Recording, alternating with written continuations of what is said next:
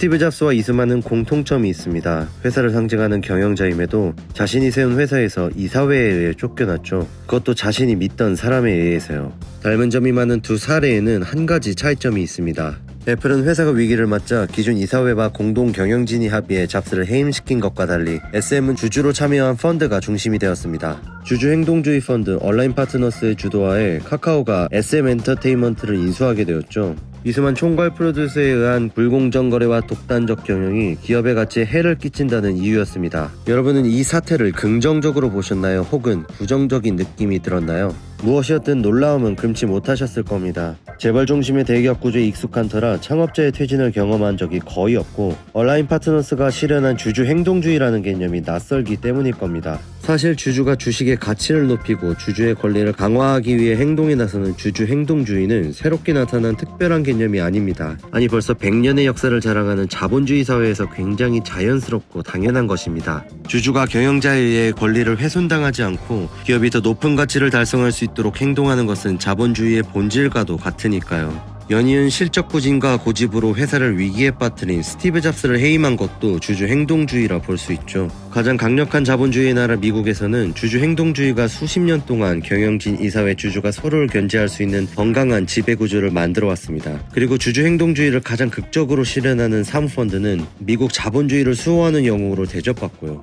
그런데 아이러니하게도 스티브 잡스가 요즘 시대의 창업자였다면 그렇게 쫓겨나지는 않았을 겁니다. 미국 경제의 새로운 중심인 실리콘밸리는 주주행동주의가 만들어온 지배구조와 정반대로 되어 있기 때문입니다. 옛날 대기업처럼 CEO가 자신을 견제하는 기구의 수장이 이사회의 의장을 맡는 경우도 많고요. 자본주의와 주주행동주의를 신성시하는 미국에서 그것도 투자를 기반으로 성장하는 실리콘밸리는 왜 전통적 지배구조와 정반대의 구조를 갖고 있을까요? 그렇다면 빅테크 기업에서는 펀드의 행동주의가 실현되지 않을까요? 오늘 아우터 매거진에서는 실리콘밸리에 일어나는 주주 행동주의를 통해 여러분의 테크 기업이 있기를 업그레이드 해드립니다.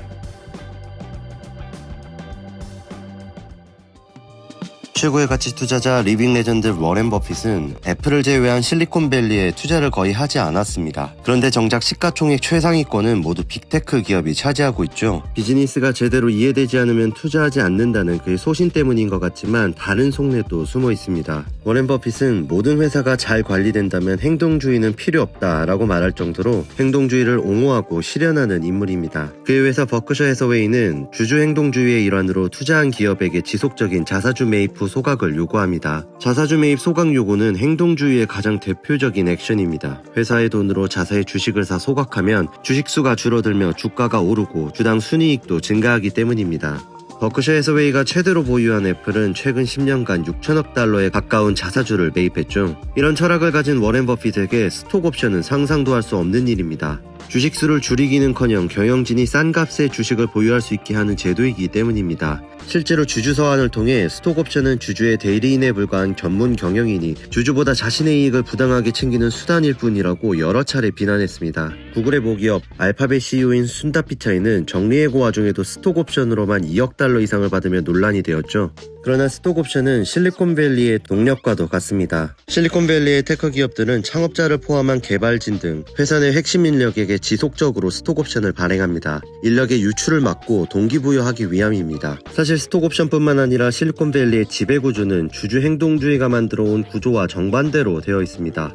돈을 쓰는 방법과 목적부터 다른데요. 당장의 수익화보다는 성장 동력과 영향력 확보에 투자하죠. 다른 테크 기업을 인수합병할 때도 회계에 기반한 전통적인 기준보다 훨씬 비싼 금액으로 진행합니다. 이러한 실리콘밸리의 기업 구조가 자본주의, 행동주의의 나라 미국에서 용인되는 이유는 간단합니다. 이 구조가 결국에는 돈이 되기 때문입니다. 테크 기업은 장기적인 투자 수익률을 추구하는 것이 더 큰 이익을 가져다 줍니다. IT 기업과 플랫폼은 전통적 비즈니스와 달리 자본 투입량과 성적이 비례하지 않습니다. 삼성이 인터넷 사업 부분에 실패했고 유통사 대기업이 온라인 커머스를 지배하지 못하는 이유죠. 지난 10년간 실리콘밸리에서 더 중요했던 건 빠른 의사결정과 창업자의 통찰력, 압도적인 역량을 가진 소수의 인력이었습니다. 자사주 매입, 자산 매각, 비용 절감 등 행동주의의 대표적인 액션들이 테크 기업에는 맞지 않았던 것이죠. 미래 가치가 많이 반영되는 테크 기업의 특성상 저평가된 기업의 가치를 높인다는 행동주의의 명분도 무색했습니다. 그러나 테크 기업의 주가가 조정되고 실리콘밸리에서도 성장보다 수익성으로 트렌드가 바뀌자 행동주의는 빅테크 기업에 더 적극적으로 나서기 시작했습니다.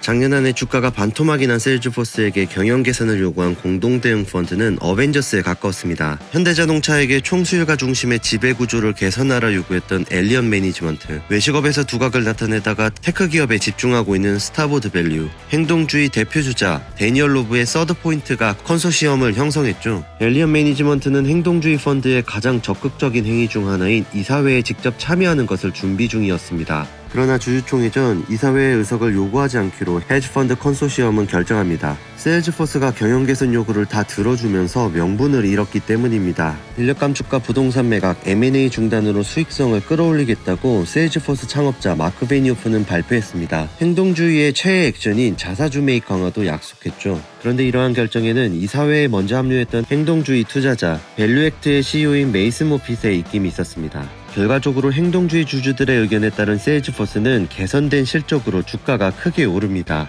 세일즈포스의 사례처럼 경영진과 행동주의 펀드의 싸움은 주가 상승보단 행동주의 펀드의 이사회 참여 여부로 승패가 갈립니다. 월트 디즈니 컴퍼니도 행동주의 펀드인 트라이언 펀드와 갈등을 겪었습니다. 그런데 세일즈포스처럼 디즈니가 그들의 요구에 막 대규모 구조조정을 하면서 트라이언 펀드는 이사회 진입을 포기했죠. 요구를 들어주는 것이 승리가 되는 아이러니한 갈등이라 할 수 있습니다.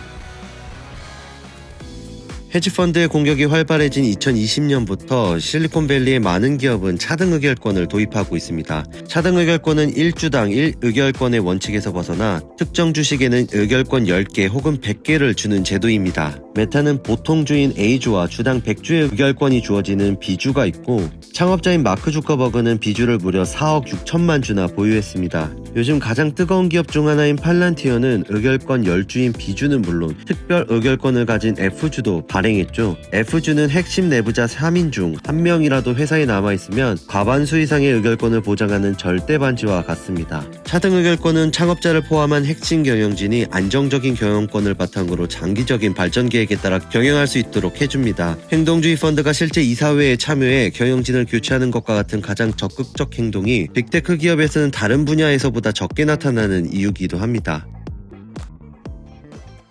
주주행동주의 펀드는 언제나 옳아 보일 수 있지만 늘 비판받는 한계점이 있습니다. 팔기 위해 투자하는 그들은 기업의 단기적인 성장에 집중해 장기적인 성장을 방해한다는 겁니다. 그러나 실리콘밸리에서 이루어지는 주주행동주의와는 거리가 있습니다. 2013년 스티브 발머가 마이크로소프트 CEO에서 물러난다고 하고 안 물러나던 당시 마이크로소프트의 가장 큰 투자자 중 하나이자 행동주의를 대표하는 밸류액트 캐피탈의 제프리 우벤이 이사회에 참여했습니다. 전해지는 얘기로는 그가 스티브 발머의 사임을 이끌어냈다고 하는데 사실 경영권 교체보다 더 중요한 역할을 했습니다. 바로 MS의 미래 먹거리를 정확하게 예측하고 밀어준 것입니다. 그는 MS의 미래는 B2B에 달려있고 클라우드 시대를 서둘러 맞이해야 한다고 주장했죠. MS는 딱 그의 말대로 성장했고 현재 전세계 시총 2위의 기업이 됩니다. 행동주의 펀드도 장기 수익률을 봐야 하는 빅테크 기업의 경우 단기적인 성과보다는 기업의 미래 먹거리를 보고 행동에 나서는 겁니다. 심지어 차등 의결권도 행동주의의 일환으로 도입하기 시작했습니다. 주주 행동주의와 근본적으로 상충되던 제도가 오히려 테크 기업에는 장기적인 관점에서 회사에 도움이 된다고 판단한 것이죠. 행동주의 펀드는 기업에 존재하는 치명적인 문제를 치료하는 의사처럼 여겨지기도, 기업을 공격하는 사냥꾼으로 여겨지기도 합니다. 또한 행동주의의 최신 흐름이 ESG를 강조하기 때문에 도덕과 윤리를 행동주의 펀드가 추구하는 가치 중 하나라고 생각하기도 합니다. 하지만 사실 본질은 결국 돈입니다. 다만 요즘 시대의 기업 가치는 ESG를 추구해야 높아지고 기업가의 윤리에 따라 변하기 때문에 행동주의가 목소리를 내는 것이죠. 실리콘밸리의 독특한 지배구조도 결국 어떻게 하면 기업의 가치가 높아져 많은 돈을 벌 수 있을지 고민이 쌓인 결과물입니다. 오늘 라우터 매거진에서는 주주 행동주의 펀드와 실리콘밸리의 공생관계에 주목해 테크 기업의 생리를 읽었습니다.